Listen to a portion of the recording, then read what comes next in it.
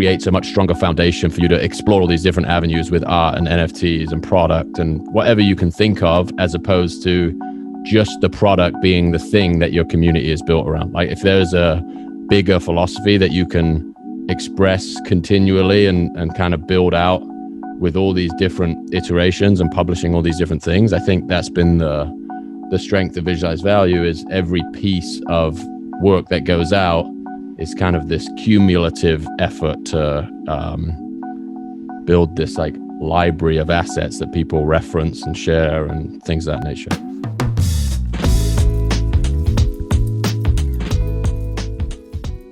Alejandro, how's it going? Man, it's going really well, man. How are you doing today? I'm doing great. I'm excited for this podcast episode. Who do we have on today? Matt, we have Jack Butcher today, the founder of Visualize Value, an incredible community he started pre-COVID, pre-NFT, showcasing really high complex quotes or metaphors or things of this nature into very simplified designs. And earlier this year, around February, March, he pivoted to NFTs and he's taken the community by storm. And what I'm most excited about is that he is a prolific leader for NFTs, for social impact, and for good. What are you excited about?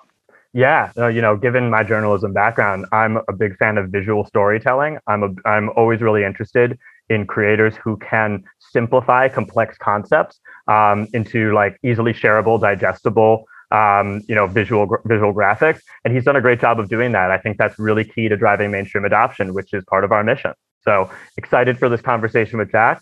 Before we jump into it, do want to remind you to sign up for our newsletter, nftnow.com. We're always also simplifying complex market actions into easily digestible and actionable insights. So head to nftnow.com for that. Without any further ado, Jack Butcher. Jack, how's it going, man? Good, mate. How are you? I'm good. Glad to have you on the podcast. Glad to be here. Thanks for having me. Of course. So for our listeners who may not know sort of your backstory, I'd love to just kick it off by telling us a little bit about your journey to creating Visualize Value. Yes. So my background, I'll try and make this compact. I studied graphic design, started in 2007, graduated in 2010. That was in Cardiff in the UK. Moved to New York after about 6 months of interning in little design shops in London, and sent a bunch of 150 emails on Craigslist, got one response from a guy that was running a little boutique agency in New York, and made the jump over to New York and spent 7-8 years doing various agency jobs as a designer, art director, everything from designing websites to shooting car commercials to designing apps, any creative exercise that you would hire an agency to do. Over the course of 7-8 jobs, I did a little bit of everything. And then in 2017, I was like, oh, I've got enough experience now. I can start my own agency. And, tinge of early or mid-20s arrogance in that. So I started an agency, got a couple of Fortune 500 clients through the network that I built throughout my short career, and quickly realized, okay, this is a hellish way to make a living. You got to essentially hire up a gang of people to just absorb the inefficiency of a Fortune 500 company, right? Most of your time is spent on the phone or writing emails or just doing things that aren't necessarily the work itself. So pivoted the agency from like a everything to everyone creative shop to a really, really specific set of deliverables. And that became Visualize Value kind of retroactively after the people I was working with described what the work had done for them. So I basically picked this really small niche, which was pitch decks originally. So I'd take the stories that I was, or the process of visualizing stories I would use to sell in agency work, and kind of realize over time, well, I'm better at this than I am at the actual product I'm trying to win. And I had this network of people that had businesses and products and things that they were really passionate about that they really struggled to explain. And Visualize Value was born out of just helping them tell their story more effectively. So that was the agency for 18 months or so. And then hit that cap again, where there's more people that want to work with you on the agency side than you can handle, as a function of putting out these graphics, these black and white graphics. If you haven't seen, you can find on Instagram or Twitter. They were kind of the lead magnet for the agency back then.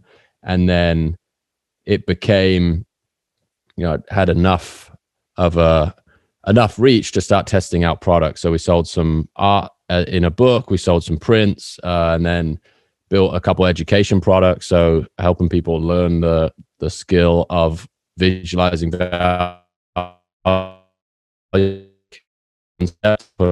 or visualize it. And then around probably January this year, actually I think Alejandro must have been among the group of people that reached out to me in the visualized value community, and they're like, why aren't you paying attention to NFTs? Like, there's such a good overlap here with what you've been doing. You've been creating digital art for a couple of years, and this is now a technology that allows you to be more involved in that world. And the amazing thing about the agency world is you kind of create the art in order to get attention to do something else, versus the NFT world where the art is the thing. And that was like a huge, it actually took me a few weeks or months to come around to this idea after a few people had reached out to me, because I did my own little bit of due diligence to begin with. And the platforms that I saw in January or so, I was like, what is going on here? This is like Starship Enterprise level complexity. And I think Rarible or OpenSea, even when I looked at those back then without context, I was like, I have no idea where to even begin here. And then Foundation was where I really found a bit of footing and started experimenting there. And then since then, the last 6 months, I've been running different experiments, like making art, meeting a ton of interesting people like yourselves. And here we are. Thanks, Jack. And it's a huge pleasure to follow your journey. I love that you build in public and openly. You love the build oneself place. That's a really great philosophy as well. But that's a story for another day. But and you've had your content shared by so many great people, across the web. Everyone from Naval, celebrities, thought leaders, philosophers, etc. Right? You're really dissecting this down into a really great process. But you've been building a really strong community for visualized value for some time now. What are some key learnings that you can share about building community? What is some of the good and some of the bad? Yeah, so this is actually something that's been interesting in getting into the NFT world, and almost accidental. So the visualized value community was sort of seeded way before I understood what an NFT was or how an NFT marketplace worked. And the community itself had the art that was being put out was the magnet that attracted all these people into this place, versus this being a pure financial instrument or something that people are speculating on from scratch. So the idea that there's this shared philosophy in the community already of a couple thousand people, that to me is the the thing that you learn in hindsight. Almost, it's almost an accidental byproduct of you just saying what you think and publishing work that you enjoy making. And that's always frustrating advice to hear. It's if you're trying to build community in a very obvious way, or it's you walk into a party and you're like, hey, you want to be part of my community? It's that's not really how community building works, right? It's almost this natural process that is a byproduct of you doing what you're doing. And if you chase after it directly, then you sort of turn people off. So that to me is the main learning has been, is there a way that you can produce work, put work out into the world, and then give people the option to engage further with that work in whatever way that might be, a Discord or we started with Telegram group, WhatsApp group, email lists, just expanding further on the work that we were doing in public. And that, I think, creates a much stronger foundation for you to explore all these different avenues with art and NFTs and product and whatever you can think of, as opposed to just the product being the thing that your community is built around. If there's a bigger philosophy that you can express continually and kind of build out with all these different iterations and publishing all these different things. I think that's been the strength of visualized value, is every piece of work that goes out is kind of this cumulative effort to build this like library of assets that people reference and share and things of that nature. So if you could distill similarly to how you do it in the visualized value community, what would be the one sentence to how to build community?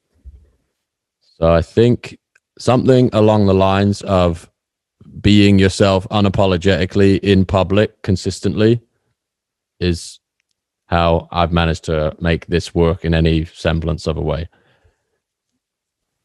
I love that.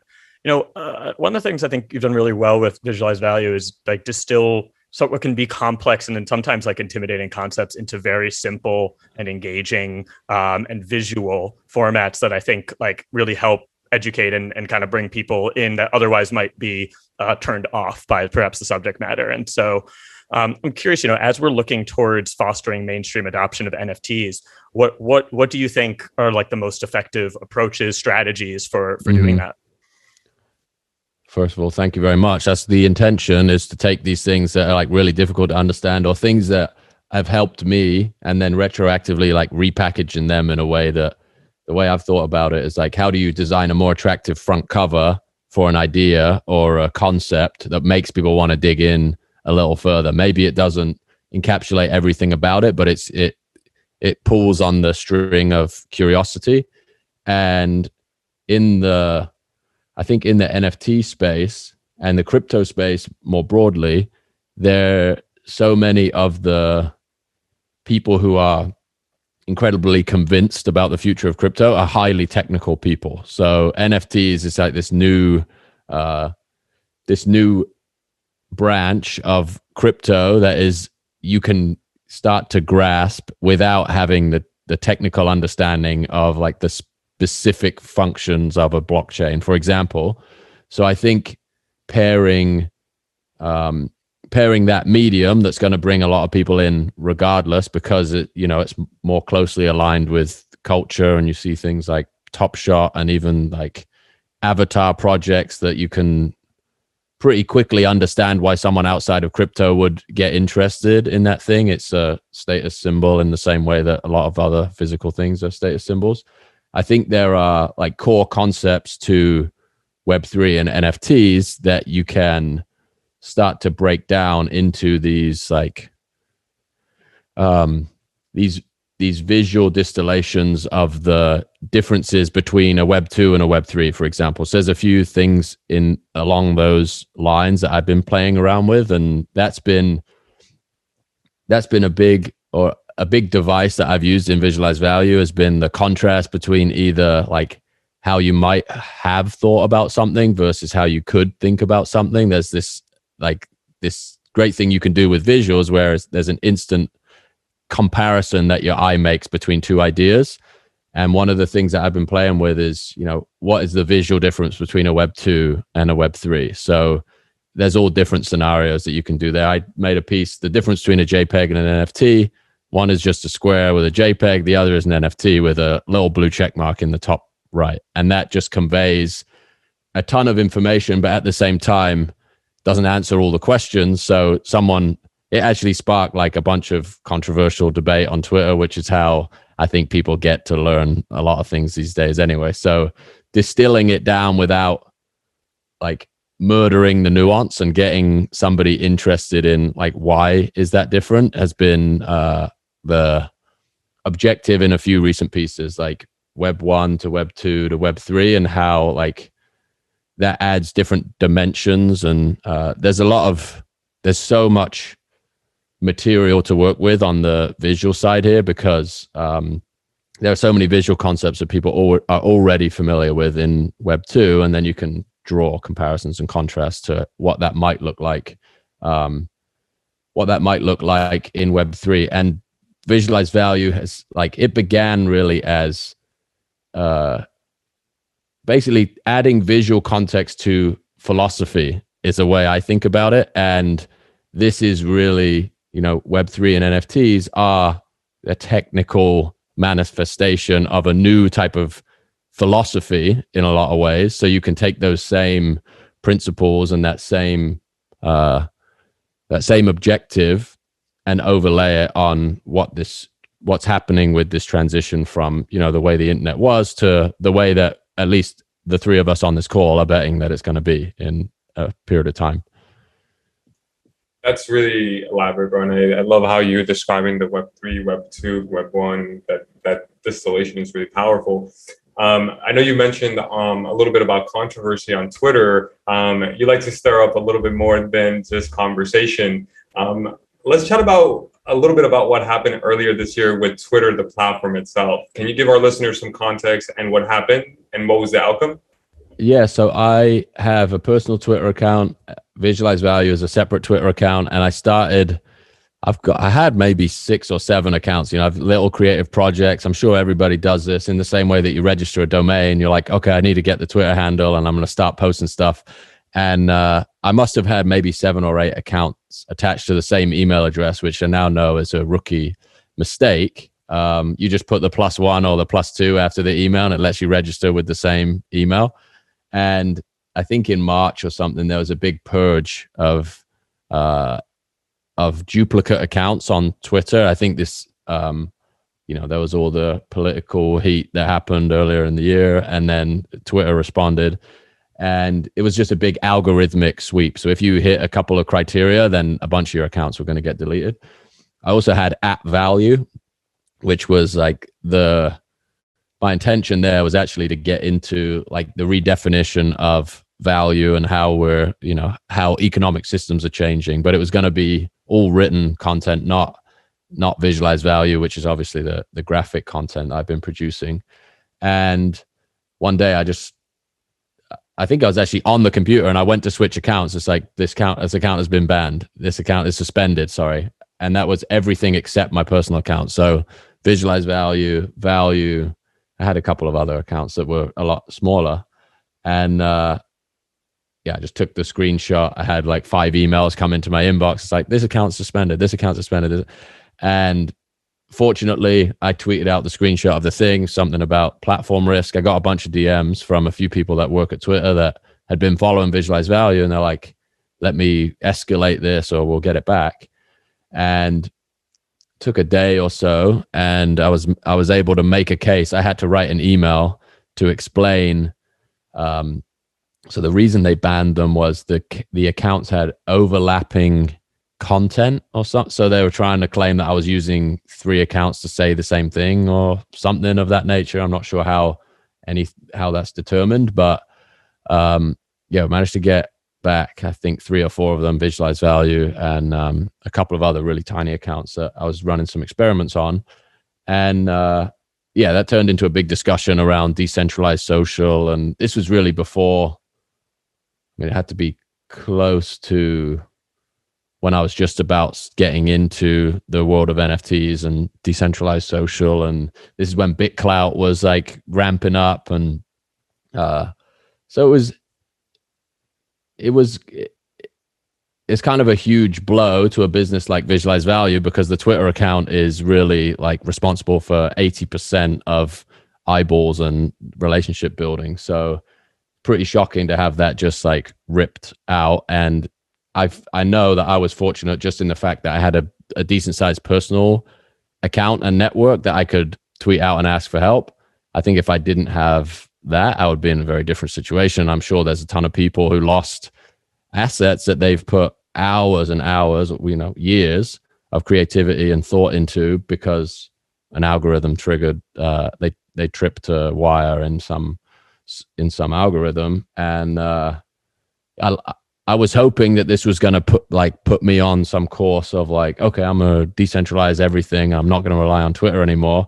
But I'm sad to report that I'm back in the same position I was in back then, just with the exact same amount of risk. I built email newsletters and things of that nature, but the NFT world in particular, it runs on Twitter, and there's maybe a huge cognitive dissonance there of how much the space is reliant on these like platforms that distribute narrative central, like Discord is the same thing, right? They're centralized systems, and they are largely responsible for the culture that's built around NFTs in particular. Yeah, no, that's it's some really interesting points you make there, and I'm sure it must have been really frustrating to build. I'm also one of those guys who, whenever I think of a project idea, I register a Twitter account immediately. So I'm surprised that this didn't happen to me. Right. But no, that's good tips to avoid that in the future. I'd love to just get a little bit to hear a little bit about like what was like that light bulb moment for you when you decided to like when you realized like what the potential of NFTs and figured out sort of like what your role was going to be and how you were going to like in that space and how you were going to use the technology.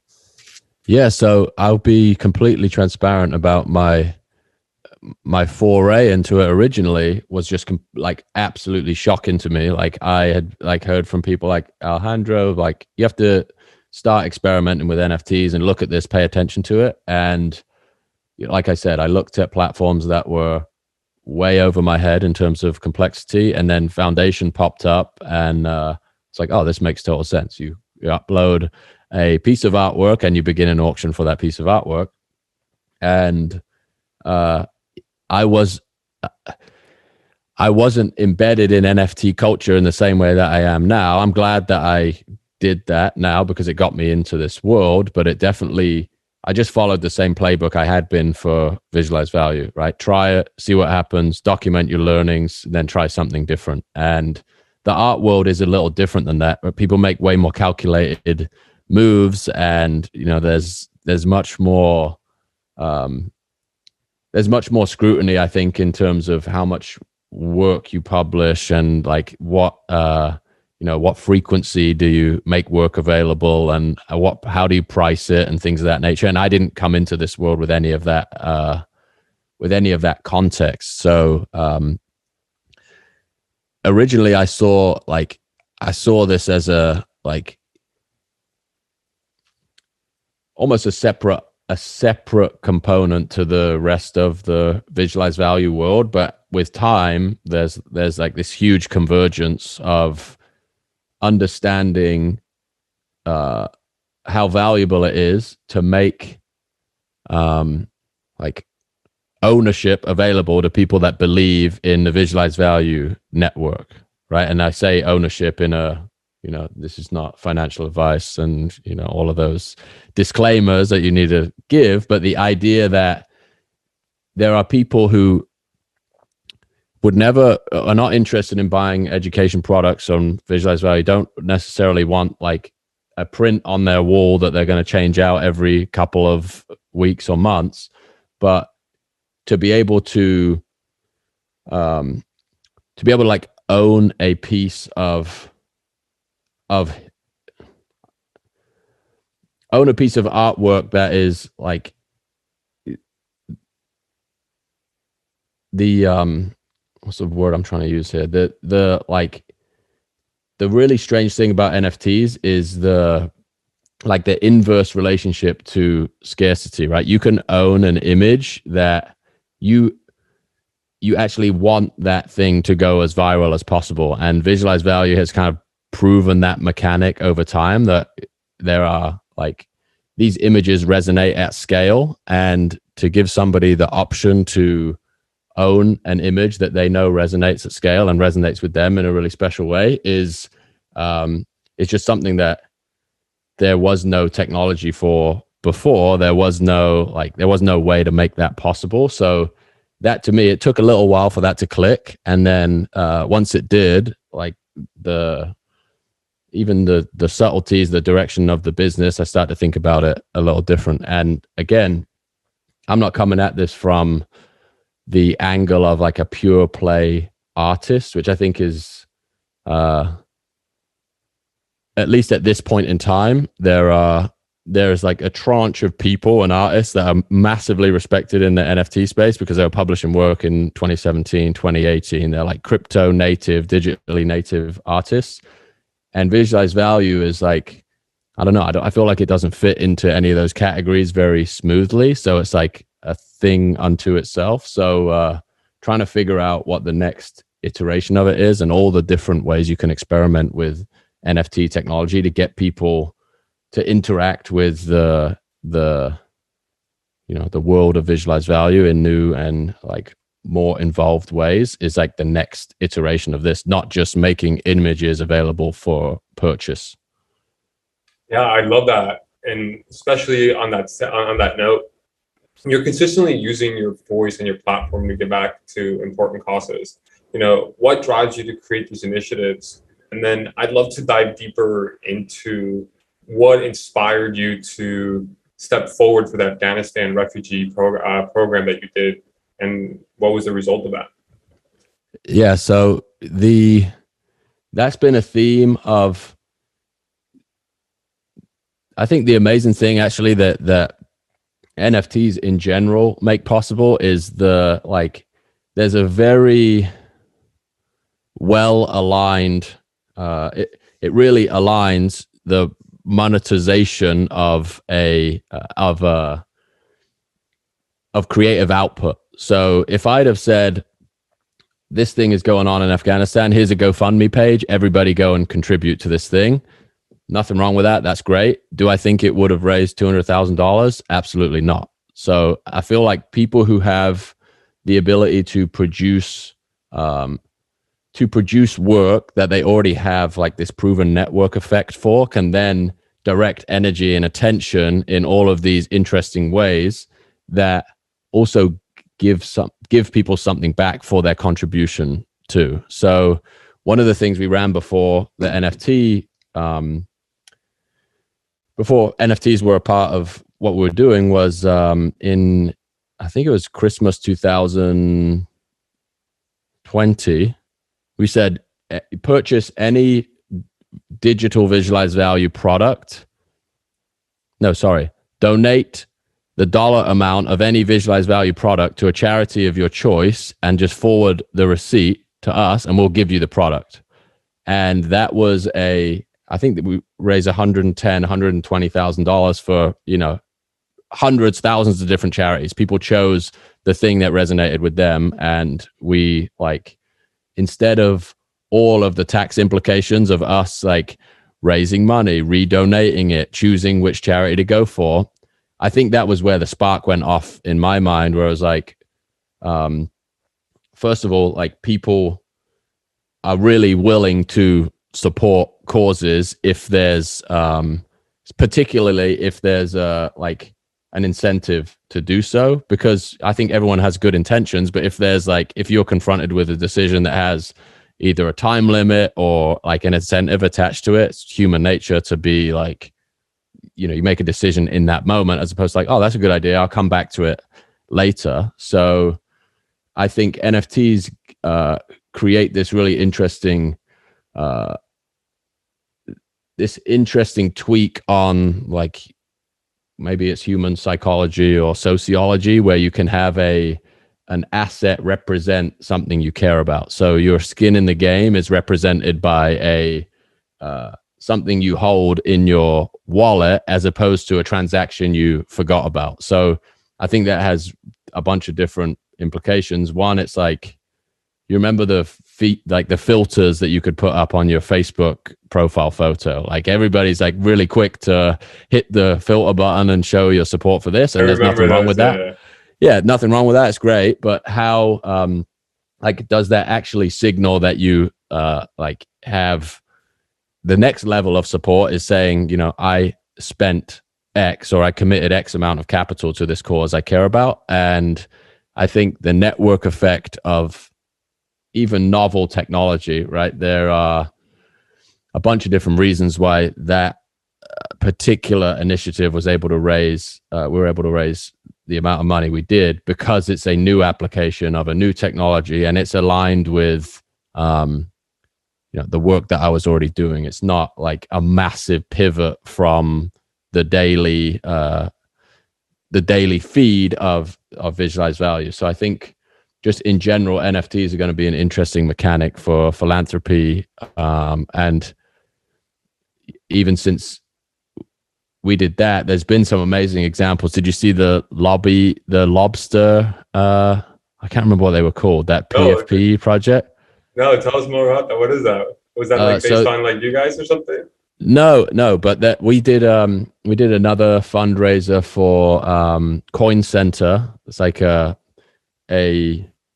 lobbying group. That's a like lobbying group in DC. Yeah, they're Yeah. trying to educate politicians on to set like fair crypto policy, and they're so criminally underfunded. It's just unbelievable. Like I think they $1.3 million a year or something is the funding for this entire organization, and you see like 15 crypto punks sell on one day for $500,000 each, and everybody's sort of enjoying this environment that's been created, but not pledging any of the any of the spoils of this thing to helping like defend this technology as it goes through these like stages of mass adoption. So we did a fundraiser for Coin Center when the infrastructure bill was going through the House, and there was a PFP project. It was something lobsters, and they chose to donate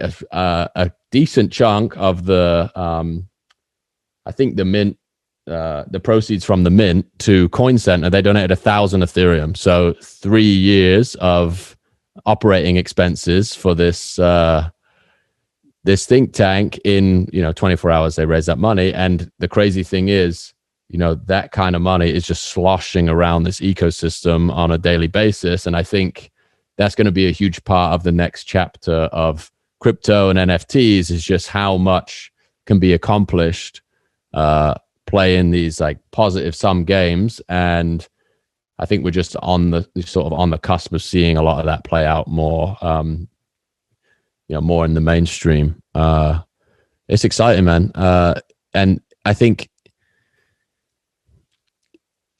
people will begin to understand that they can you can integrate in a really elegant way, right? There are like, I think we've seen it with Bored Apes. Like they didn't they do the dog rescue with the dog? Yeah, with the Bored Ape Kennel Club. Yeah, the Kennel Club. They gave 10-20% or something to like animal shelters. And the podcast that I record weekly, Not Investment Advice, Bilal, one of the guys that is a co-host on there, he worked at Charity Water for a while, and he gave some perspective on just how difficult it is for a like top level blue chip charity to raise $100,000, and it's way more outrageously difficult than you would think, even with the corporate partners they have and like the huge donors they have. So I think crypto and NFTs can really shake up that world, and it can also play really well in combating some of the narrative that comes from various different angles that attack this as like a parasite, when it can do a lot of good and raise a lot of money and help a lot of people. So that's, I think, a big part of the next chapter of crypto and NFTs. I love that. And I've cause dear to my heart as well, having come from the nonprofit space originally. So really great to hear those insights, and kudos to you on that work. Thank you. Yeah, just to sort of close things out, just love to get your thoughts on like what's in store for the future of Visualize Value, and also like your thoughts on how the NFT space plays a big role in that. So it definitely, there's so many ideas that this opens up, just all the different mechanics that crypto and NFTs make possible. Honestly, the majority of the ideas are just too scary from administrative perspective. Like I thought about, there's a possibility to have like a DAO where we're able to become a market for producing these visual explanations at scale for people that need this type of work done. I think in time, when the infrastructure gets easier to set those things up, I'm so afraid of letters from 3-letter agencies that I'm not building any securities anytime soon. But there's a huge potential for that to change the underlying structure of the business long term. And then on the other side of it, like evolving from the auctioning an image or a moving image as a piece of art to what do I've built some relationships with people that are really talented on the technical side of NFT development. And I think Visualize Value is particularly well poised to like get closer to what's technically possible with NFTs and, you know, putting work on chain. And one of the things that I'm really interested in doing is building a, I don't know how much I should give away here, but the idea of producing a collection of work that educates people Jack, on. just give us the alpha, Jack. Just give us the alpha, bro. So if you were to create a collection of NFTs that were they're only made possible through this technology. So art that could only be produced as an NFT. So you can take all of these different attributes of like what it means to be able to track the ownership of a piece of art, for example. And there are different projects and people that are playing with these mechanics where, you know, art changes as a result of it changing hands, or the price at which it changed hands, or the time of day at which it changed hands. There's all of these things that I don't think are playing out in the early stages of the NFT world at large, because people kind of see what works and then do a slight tweak on it and put it out there, right? I think the idea of all the projects that came out 2 or 3 months after Bored Apes, or maybe even sooner than that, 6 weeks after Bored Apes, you imagine thousands of teams all over the world were like, wow, that's a badass idea. Let's go and like basically figure out a way to do a variation of that. And I think there's now there's a lot of talented people kind of taking a pause and building things that are, you know, that can, I wouldn't say only be accomplished on chain, but are really like blockchain native experiences and art and things that start to educate people more broadly on what's possible. And I think, again, that's going to be helpful for popularizing NFTs as an art form versus, you know, the endless supply of kind of emulative profile picture projects, for example. You know, and there are amazing examples in there, amazing artists working on that stuff, and amazing developers. But I think we're also on the cusp of some, like Pac is a perfect example of this, like just an incredible artist, thinker, who, and the possibilities of things on the art side, I think, are gonna just blow us away in the coming years. Totally agree, man. Well, you know, it's gonna be an exciting few years. Glad to have you join us and get a bit of insight into what you have going on, and we'll be watching. Thank you, mate. Appreciate it. Thanks, Jack. Appreciate you, brother. Likewise. Wow, that was a great conversation. Alejandro, what stood out to you? Man, I just love the level of intentionality around every action that he takes. You know, like he definitely does iterative experimenting in the public, but it's very intentional. And I really love his drive to help others and create value for his community and the communities outside of NFTs, and to bring them into mainstream value. Yeah, I love that too. And I love the way he's thinking about the intersection of NFTs and philanthropy. I think that's going to be a really impactful use case going into the future, really revolutionize the fundraising aspect there. So yeah, it's really cool to see him already, guys like him already having an impact. So yeah. Want to also remind you, if you enjoy the podcast, just, you know, leave us a little review and a little feedback give us some stars on Spotify, Apple Music, wherever you go to listen. And we'll see you next time.